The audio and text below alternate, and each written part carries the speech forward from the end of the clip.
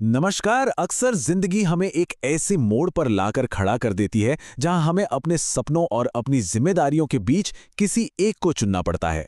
आज हम सपनों की पिच की कहानी के आखिरी हिस्से में हैं, जहां एक ऐसा ही दिल तोड़ने वाला फैसला लिया जाता है। तो चलिए सीधे इस कहानी के दिल में उतरते हैं, जहां एक सवाल है। एक ऐसा सवाल जिससे हम सब कभी ना कभी जरूर गुजरते हैं। अपने जुनून को चुनें या फिर अपनी जिम्मेदारियों को निभाएं। कहानी की शुरुआत होती है आर्यन के कमरे से। रात का वक्त है और वो अपनी मेज पर रखी दो अलग अलग दुनियाओं को देख रहा है और अपने अंदर चल रहे एक बहुत बड़े तूफान का सामना कर रहा है। देखिए, एक तरफ है उसकी क्रिकेट किट, मतलब उसके सपने, उसका जुनून, और दूसरी तरफ मेडिकल की किताबें जो एक सुरक्षित भविष्य का वादा करती हैं।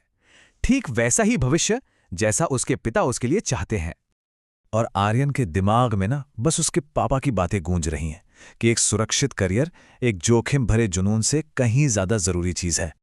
और फिर आता है वो पल, एकदम शांत लेकिन इतना भारी, जब आर्यन फैसला कर लेता है वो अपने सपने को पैक करके दूर रख देगा, हमेशा के लिए।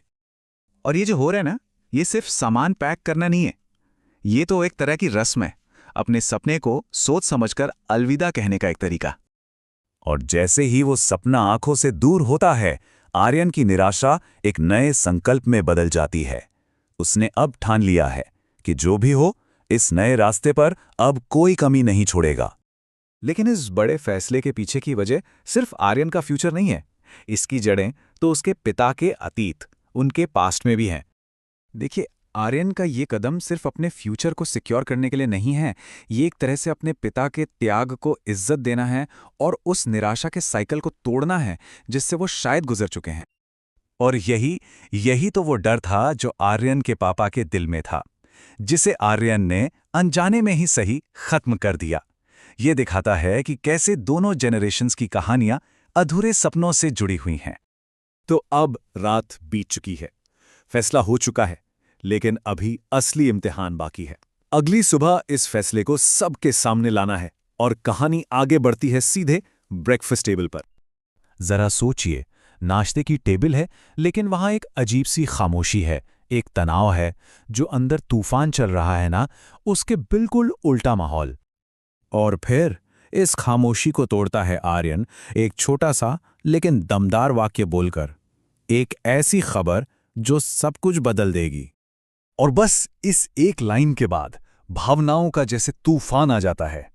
पिता के चेहरे पर एक गहरा सुकून है, मां की आंखों में खुशी के आंसू, और इन सब के बीच आर्यन का अपना दर्द, जिसे वो हिम्मत से छुपाए हुए है। और फिर वो अपने पिता को वो आश्वासन देता है, वो यकीन दिलाता है जिसका उन्हें कब से इंतजार था। वो अपनी नई पहचान को पूरी तरह से गले लगा लेता है। तो कहानी का जो अंजाम है ना, वो किसी जीत का जश्न नहीं है, बल्कि ये एक शांत, थोड़ा मीठा, थोड़ा कड़वा सा समाधान है, जहां पर त्याग एक अलग ही तरह की शांति लेकर आता है। तो अगर हम इसे सरल शब्दों में समझें तो ये एक साफ सौदा है। आर्यन ने अपने सपने को ट्रेड किया है अपने परिवार की शांति, उनकी खुशी और एक स्थिर भविष्य के लिए। और इस तरह कहानी खत्म होती है। आर्यन अपनी पढ़ाई के लिए कमरे की तरफ जा रहा है, अपने माँ बाप को एक सुकून भरी हालत में छोड़कर, एक नए और शायद ज्यादा महफूज रास्ते पर। और आखिर में ये कहानी हम सब के लिए एक बहुत गहरा सवाल छोड़ जाती है। क्या सपनों की कीमत पर जो शांति मिलती है वो सच्ची खुशी होती है? और असल में एक कामयाब जिंदगी का मतलब क्या है?